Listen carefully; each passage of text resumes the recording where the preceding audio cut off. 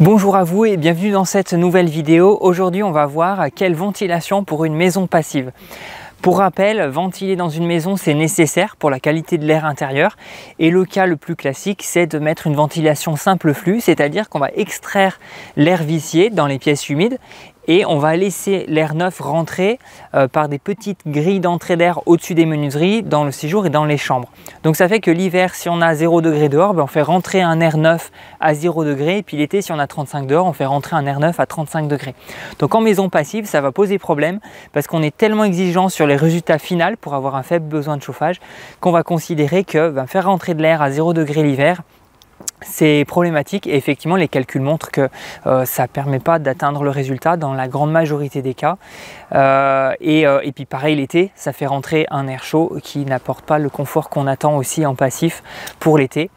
Donc c'est pour ça que, en tout cas en passif, on utilise une ventilation double flux.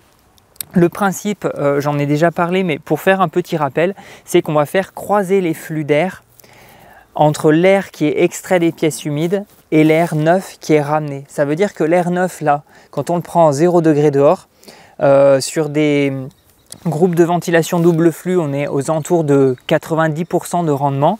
Et bien si là, on prend de l'air à 0 degré et que l'air intérieur est à 20 ici, avec le croisement des flux avec 90% de récupération de calories, on va pouvoir injecter un air neuf aux alentours de 18 degrés.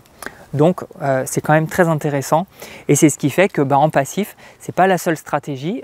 Il y a d'autres choses à faire, même en amont, je dirais, de mettre ce système. C'est d'abord une conception bioclimatique, l'isolation, l'étanchéité à l'air, etc. Mais voilà, ça en fait partie pour atteindre le résultat. Alors, je dis pas que c'est complètement impossible parce qu'en passif, on a une obligation de résultat en fait en besoin de chauffage et après, libre à chacun de mettre tel ou tel moyen et de toute façon, il va falloir que tout ça se vérifie par l'étude thermique. Donc en amont de la réalisation du projet. Voilà, donc en maison passive, ça me semble nécessaire de faire une ventilation double flux. Après, ce n'est pas forcément quelque chose que je conseille systématiquement dans tous les projets quand on est dans des projets parfois plus classiques qui n'ont pas forcément l'objectif d'être labellisés. Voilà, c'est vraiment au cas par cas.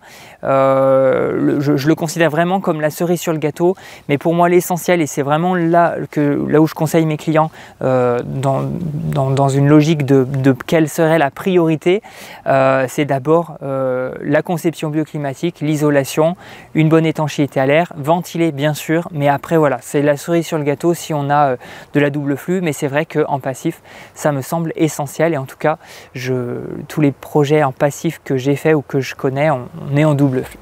Voilà pour aujourd'hui, je vous souhaite une très bonne journée et je vous dis à bientôt. Ciao!